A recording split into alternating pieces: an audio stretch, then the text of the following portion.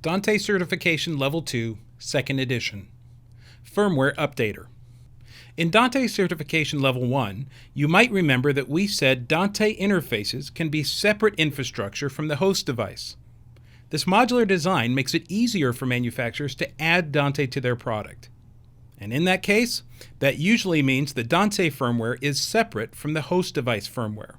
You'll probably need to update both pieces separately. Now, before you do an update for a device, consult the manufacturer to make sure you know how the process will operate. It's also not unusual for a manufacturer to specify a specific Dante firmware version to go with their host device firmware. When they went through testing, that will be the pairing that they've tried. There are also times that manufacturers will insist on matching firmware on related products, like a mixer and a stage box, or a DSP and a panel. By insisting these related devices have a coordinated firmware in them, they're ensuring that they'll be running the same version of a control API. So again, this is about the host device firmware, not the Dante firmware. At Audinate, we take backwards compatibility very seriously. We do extensive regression testing with any new release candidate, ensuring it's compatible with all of the Dante firmware already in the field. And from that point, manufacturers do further testing before they release it in their product. To find out what firmware versions you have in your products, you can use Dante Controller's Device View tab to get a quick view of the firmware on all your devices at once. Here, you'll find separate listings for the host firmware version and the Dante firmware version. Sometimes the interface doesn't list a particular host version, and that's okay. In this case, this is an option card that goes into a mixing desk. The option card itself doesn't have very much functionality. It all comes from the mixer itself. If you need more information, perhaps when you're on the phone with tech support, they may direct you to the Device View Status tab. That can reveal more detailed information with firmware versions of specific parts of the host device and the Dante interface alike. Okay, so let's talk about the process of updating your firmware. In 2019, Audinate updated Dante Controller so it had a firmware update tool built in. You can access it from this icon in the tool ribbon. In fact, since my network is connected to the internet, it's automatically scanned my devices on the network and compared my firmware versions with a database online. So it's telling me that there are firmware updates available for my devices right now. So some people will ask us, do I need to put in the latest firmware all the time? It's a personal decision. Some people like to do it just in case there was a security update. Other people wait until there's a feature that they want to take advantage of.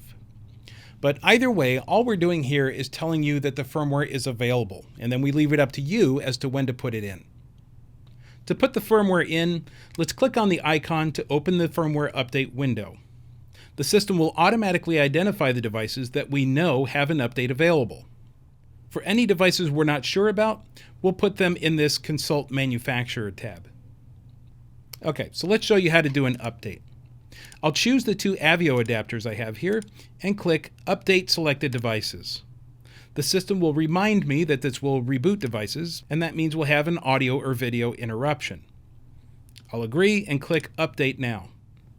Firmware Updater will automatically download the firmware and start to push it into the device. Now, I'll fast forward through the progress bars here, but the elapsed time to update these two devices was about 45 seconds. We can close this window and we'll wait for the Avio adapters to process the new firmware and reboot. Of course, don't disturb the devices during this process either. When the process is complete, we'll see the devices come out of the Updates Available list. Now they'll show up in the Up to Date list. I'll come back to my Device Info tab. If I refresh my view, we'll see the Avio adapters are updated and their new firmware version is reflected. Now, before 2019, we had a separate program to do that. Just in case you get a manufacturer that suggests using the older program, I'll give you a walk through that as well. So over here, I have the Dante Firmware Update Manager program. All we have to do is answer the questions in order.